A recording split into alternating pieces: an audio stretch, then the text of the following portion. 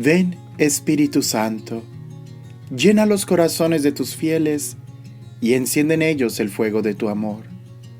Envía tu Espíritu y serán creadas todas las cosas y renovarás la faz de la tierra. Oremos. Oh Dios, que has instruido los corazones de tus fieles con luz del Espíritu Santo, concédenos que sintamos rectamente con el mismo Espíritu y gocemos siempre de su divino consuelo. Por Jesucristo, nuestro Señor. Amén. Número 2174 del Catecismo de la Iglesia Católica. El día del Señor. Este es el día que ha hecho el Señor. Exultemos y gocémonos en él.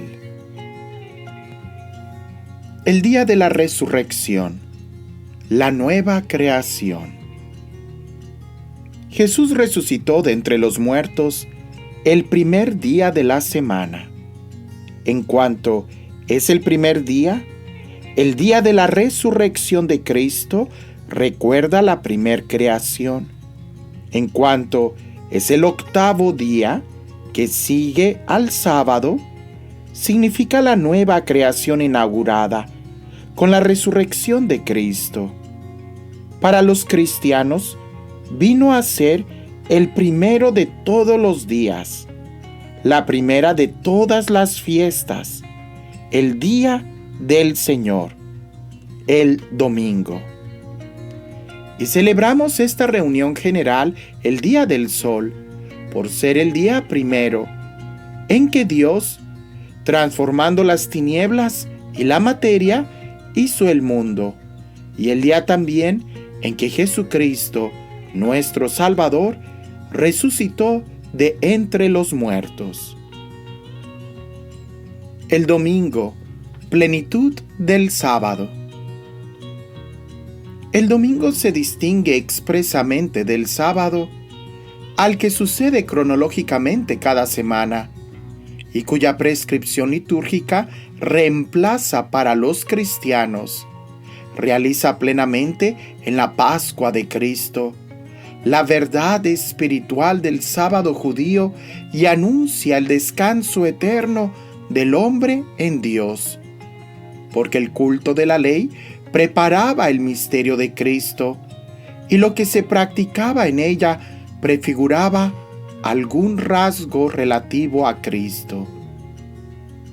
Los que vivían según el orden de las cosas antiguas han pasado a la nueva esperanza, no observando ya el sábado, sino el día del Señor, en el que nuestra vida es bendecida por Él y por su muerte.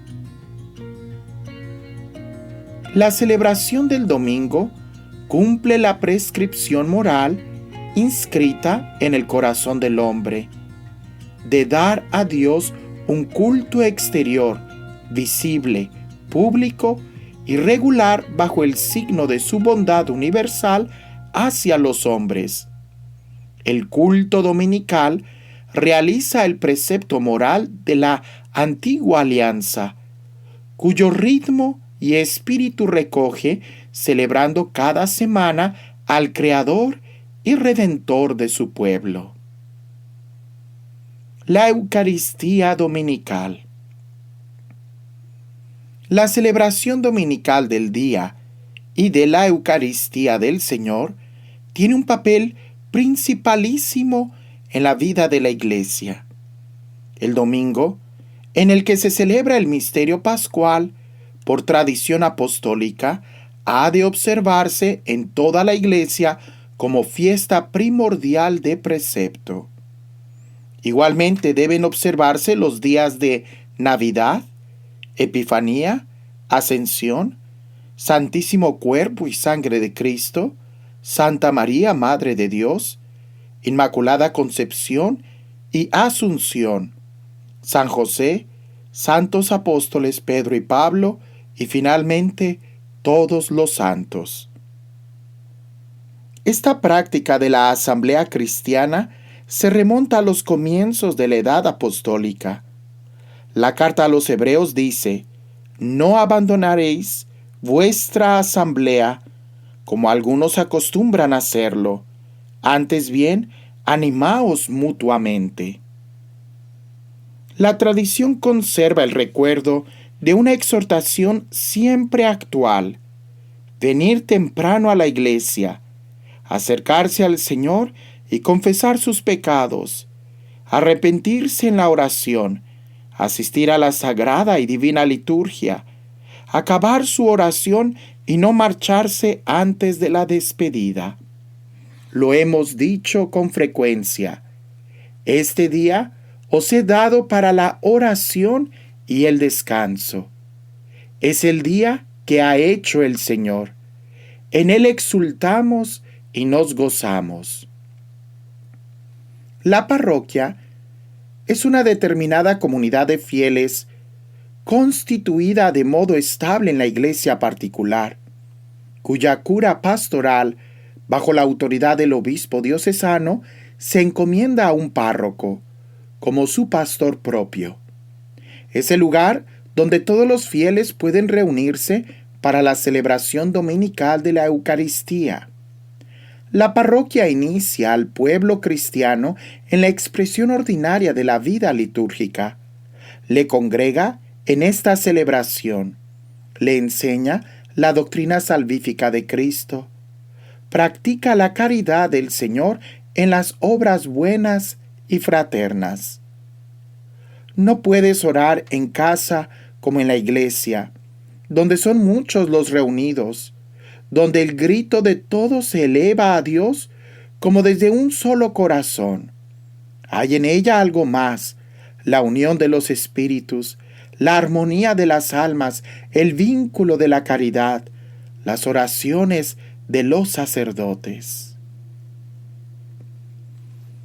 Creo que nos queda claro que es importante que honremos y celebremos al Señor Dios en un día específico en la semana.